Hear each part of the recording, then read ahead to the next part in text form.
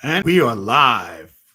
Good evening, sports fans and family. How's everybody doing tonight? Listen, we're going to come right at you with our new content, Project 2025. Why Democrats and Republicans should be scared as hell. Before we do that, we got to ask you to bless your brother and subscribe, like, and comment to this wonderful chat. Subscribe, like, and comment to this wonderful channel. We're building it as we fly. But as I mentioned before, we are going to bring in a new team of folks that I'm glad I'll be working with. And I'll announce that probably in the next 2 weeks.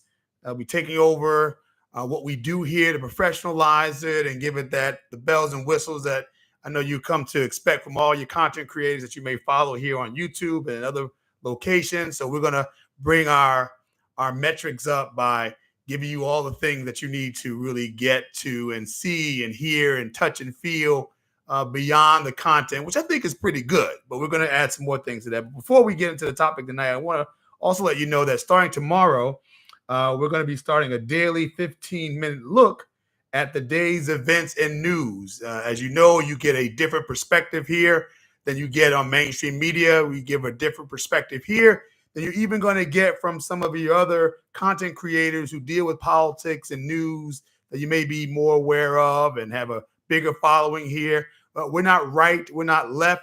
We're just pragmatic and we're just common sense here. We bring out facts and things and history and ideas that you may not hear any other place, or you may not even have the benefit of getting or gathering because your algorithm has you locked into a Democrat side, a conservative Republican side, or a progressive side. You never see the other side because you're locked in your own cocoon. That's one of our hashtags here is break the algorithm. Get out of your comfort zone and have conversation and dialogue with somebody that doesn't look like you, somebody that doesn't think like you, and try to find some common ground. You don't have to change your mind. You don't have to alter your worldview or your ideology, but come to know why people feel the way they feel and maybe give them some grace and learn something that shows that they may not be all crazy and unsensible, right? It's worth a shot. So subscribe, like, and comment here. Also go to my TikTok channel, curious_formula, and make sure you subscribe, like, and comment there. So let's jump right into it, folks. So unless your head has been buried in sand for the last 2 weeks, 3 weeks, few months even, you know about Project 2025, and it's coming light and it's getting some fuel ever since, really, let's be frank and honest about it, President Joe Biden's really horrific debate strategy and results and his performance that happened not too long ago. Democrats and others who have been hitting the panic alarm have been trying to find anything, everything, whatever they can put their hands on to try and bring more doubt about President Donald Trump's current campaign to get back in office. And they've sort of brought up more as we speak about Project 2025 to link it more towards Donald Trump to try to, again, to sink him to lower levels as he got a nice bounce from his performance during the last debate. But for those of us who kind of do this, who kind of look at these kind of things, we've been talking about 2025, Project 2025 for a long time. If you follow my content here and on TikTok, you know I've even said I've been itching to do a long form video about it and haven't been able to do it time wise. Other things have been jumping up on my agenda, but we're going to talk about today, at least directly one on one. But what you've been hearing from mainstream media, from certain other social media content creators and providers, is really sort of what's in it, right? It's going to get rid of the Department of Education. It's going to strike DEI components. It's going to strike orientation components, right? All those things that have made America more inclusive and those kind of things. It's coming from that kind of vantage point.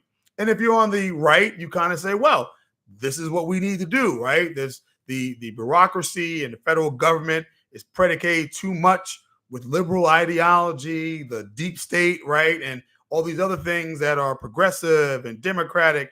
And that's been around for decades as well. So this is just another attempt to try to right the ship and try to root out those progressive, liberal, communist, Marxist roots that have been too embedded in the federal government thinking beyond administrations and beyond changes in the legislature known as Congress, right? So there's been a tug of war.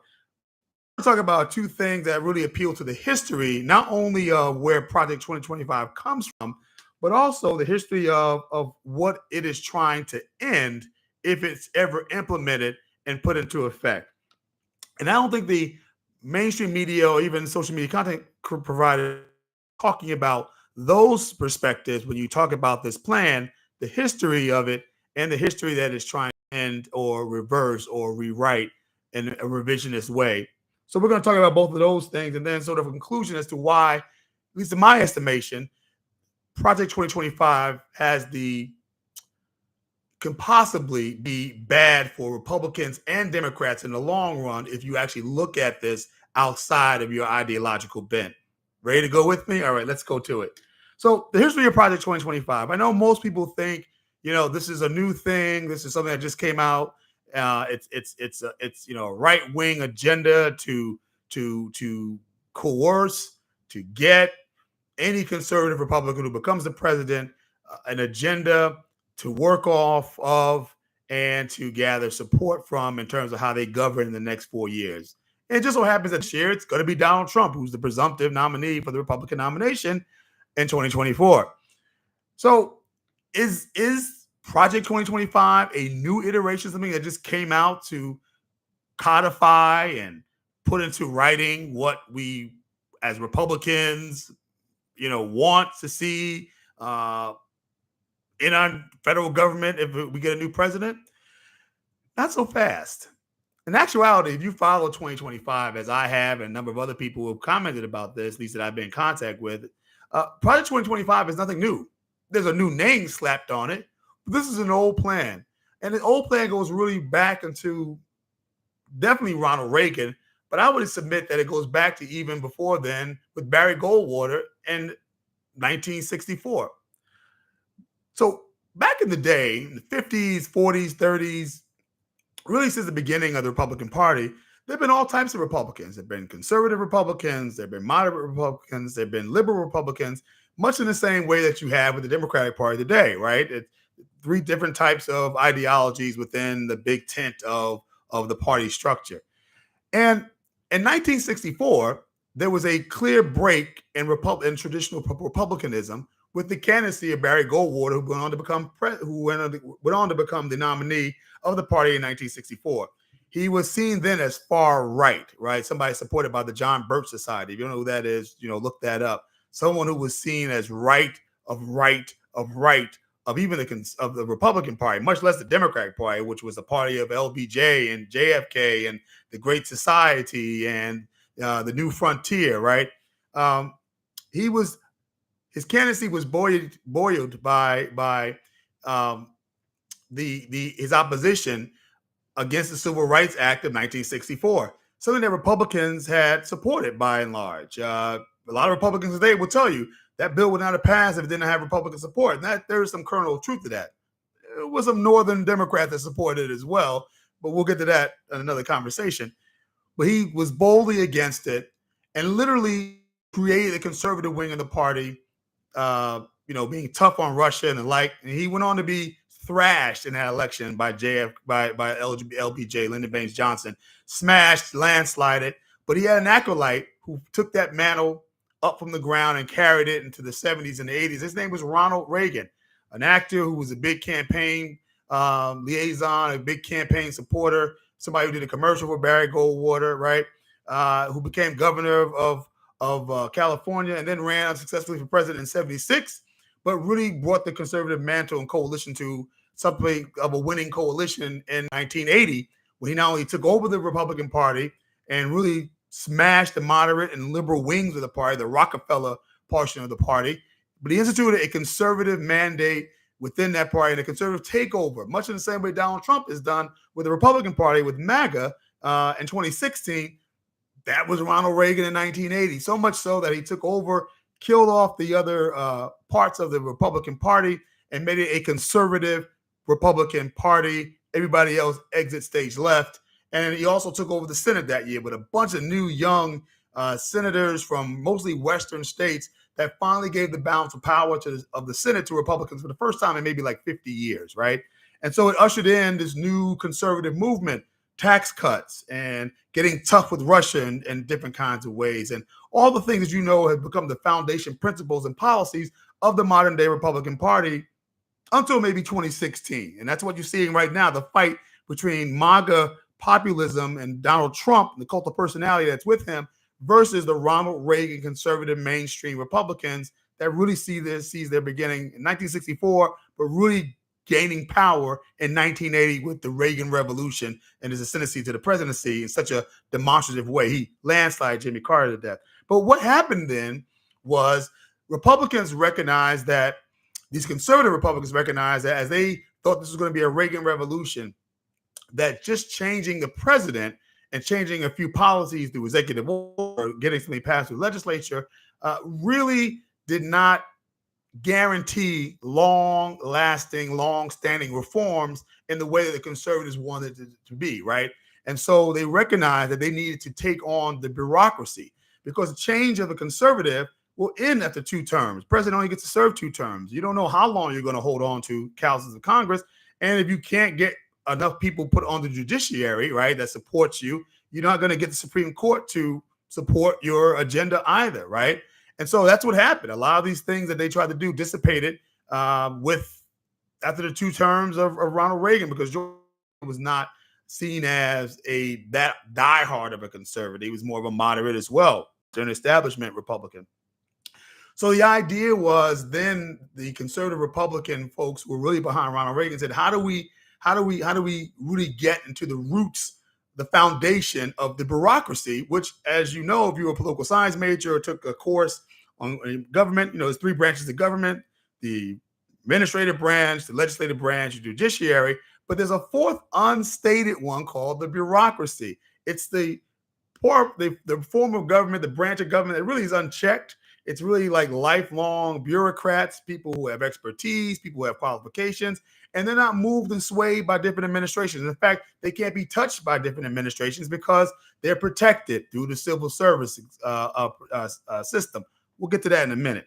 And so they recognize that, this has now had decades of liberalism and democratic support. So the bureaucracy was made up of bureaucrats that were mostly Democrats. They were mostly children of the New Deal, mostly children of the Fair Deal with Truman, mostly children of the New Frontier under JFK, children of the Great Society under LBJ, right? These were people who had been there 20, 30, 40 years, and they move implementation slowly. In fact, if they're not in agreement with what you want, right, they can slow implementation down. That's seemingly what they did with the Reagan administration. And so there was an understanding amongst several folks, several think tanks, several conservative organizations that were part of the Reagan coalition, the Moral Majority, right, and others, right, Phyllis Schlafly, all those folks who were part of the social movement of conservatism in America.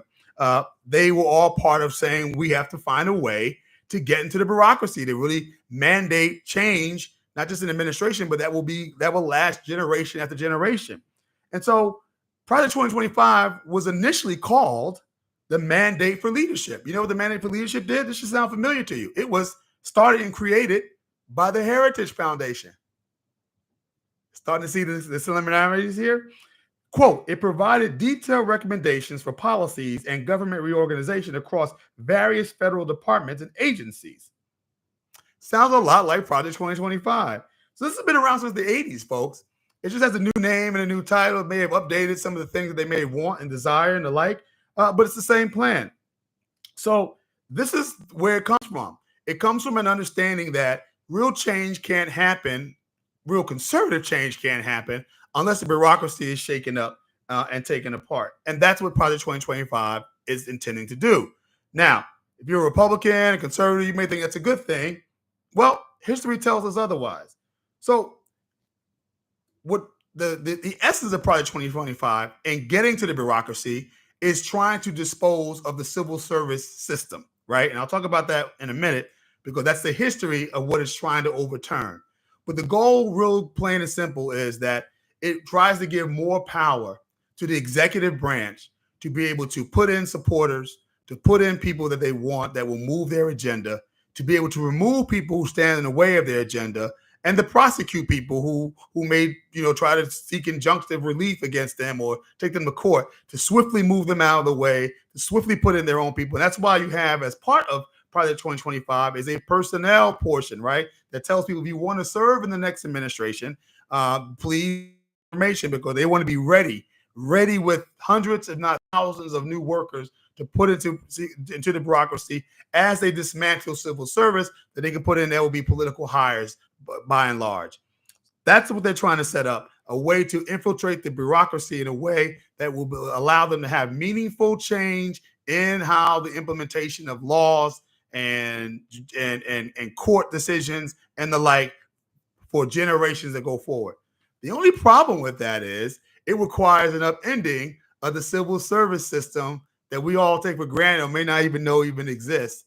And let's talk about the history of that. That's the second part that modern mainstream media is not talking to you about, is the history that Project 2025 is trying to upend. So I took the liberty of looking up some information for you all because I know you all like this kind of information. So I'm going to give it to you because we talk facts and figures here. So the current federal civil service laws in the United States have their roots in the late 19th and 20th centuries, particularly with the passage of the Pendleton Civil Service Reform Act in 1883. Here's a brief overview of how these laws developed and what the federal bureaucracy was like before those reforms. So pre-reform, pre-federal bureaucracy, you have something called the spoils system. That's from roughly 1829 to about 1883. So prior to this, the civil service reforms, the federal bureaucracy operated largely under the spoils system. And that just simply meant that the government jobs were awarded based on political connections and loyalty rather than merit or qualifications. Put a pin in there.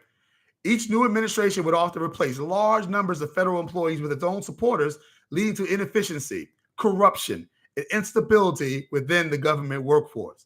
But then the Pendleton Civil Service Reform Act was done and passed in 1883, signed into law by President Chester Alan Arthur. Now, part and parcel of why he signed this into law, the story around this is interesting as well.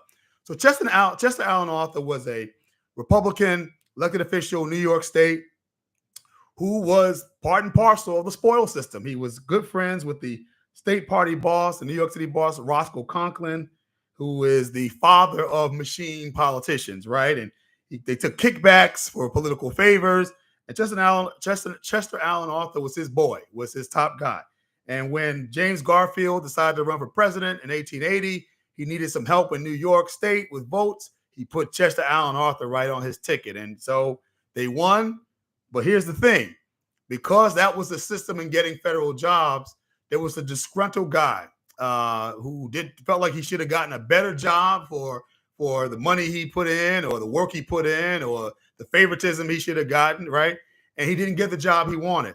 And he shoots and kills President James Garfield. James Garfield dies, and Chester Alan Arthur is now thrust into the presidency. And instead of continuing the patronage system, the sports system that he was so accustomed to, so a part of, I mean, he was so much of a part of in New York that the president before Garfield, President Hayes, like kicked him off of a board because they was like, dude, you're just so part of the system and getting kickbacks and stuff. Like, God, you're going to ruin the Republicans' name. He was almost in disgrace. He reverses course, mainly due to the assassination of President Garfield. And he is the one who then pushed forth reforms to get rid of the spoils system. Boy, history is something else. And he signed into law the Pendleton Civil Service Reform Act. And what did that do? What it did was it established the Civil Service Commission and introduced a merit system for federal employment. And this meant that government jobs were to be awarded based on competitive examinations and merit rather than political connections. And so what existed in the bureaucracy before the civil service was nepotism, corruption, pay for play, unqualified people delivering, on government largesse, running departments. And basically, the people's faith, if you look at polling from that time, had no belief that government could do anything for them effectively because it was all just saltered, all just corrupted, all just colored by people who were just in these positions, not because they could do a good job, but because they knew somebody, because they were in the right party, because they gave a lot of money to a campaign. All this should be something you put a pin in here, okay? Because those were seen as the bad old days when you could not get government to work because it was corrupted by ideology, by money, by unqualified people just in jobs because of the get some, right? And that's the system that the civil service reforms actually put to bed and ended as we know it. And they continued some more reforms from 1900s to 1970s. The merit system was expanded. More federal positions were covered under civil service protections. Various executive orders and additional legislation from Congress helped to professionalize and stabilize the federal workforce and reduce political influence over hiring and firing. And then you had the Civil Service Reform Act of 1978, which was an updating of the 1883 one.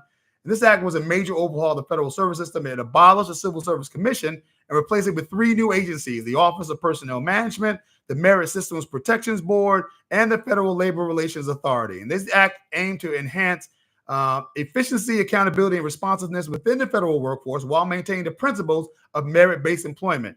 So today, what you have really operating is a system that really emphasizes merit, competitive hiring processes, and protections for employees against arbitrary dismissal, the at-will, if you will, dismissal or firing that can happen in private industry. And this has contributed to a more professional, stable, and competent federal workforce through debates, though debates about the size and efficiency and responsiveness of the federal bureaucracy continue. And I think they always will continue, right?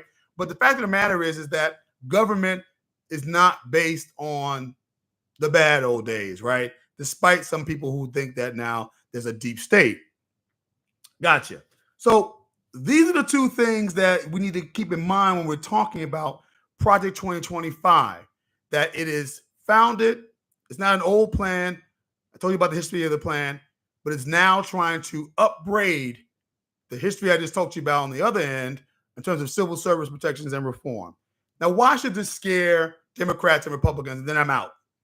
It should scare everyone for the same reasons that we should have taken notice when President Dwight Eisenhower, in his last speech before he left the White House, called all Americans to beware of the growing military industrial complex that he feared would be an outside force of power and influence and money and corruption and self-interest that would dwarf government oversight and the government of the federal government of the United States of America being able to contain it and control it and stop it from necessarily being an agent of another form of government sitting side by side and maybe growing to be even more powerful than the federal government. He warned us to watch out for that. It's the same reason why Project 2025 should be viewed with suspicion by both the left and the right. Now, in terms of the left, it's pretty easy, right? And pretty obvious as to why. Any system, any plan that seeks to reverse civil service reforms and go back to the old days that nobody was alive to even remember in terms of how government operated and how it served and how good it actually was. Nobody wants to go back to what it was before then, right? But for Republicans who are shouting up for joy and saying this is what we need, you need to have suspicion too, because if you understand what existed before the reforms of the 1800s and the 1900s and the 1970s, then what you recognize is that this is not something that's just going to empower conservatives and Republicans. It's going to create a conservative deep state, which is what you now criticize that the left has created within the federal government bureaucracy and throughout all the halls of government. If you listen to those who are in the MAGA community and those from the Republicans who are sort of Freedom Caucus folks, right? Replacing one deep state with another deep state is not the answer. And it could be a dangerous threat to democracy, to the republic, and definitely to the Constitution. And those are the things that we're not talking about when we talk about this plan. It should scare the hell out of you, because any plan that tries to take us back to bad old days and creating a new deep state is dangerous and could lead to totalitarianism. I always have trouble saying that word, and authoritative proclivities in our federal government, which is not, I think, what anybody wants. And Republicans may think they want it, but they actually should be just as afraid as the Democrats and liberals are on this. But tell me what you think. Subscribe, like, and comment below. I hope what we've talked about got a little deep.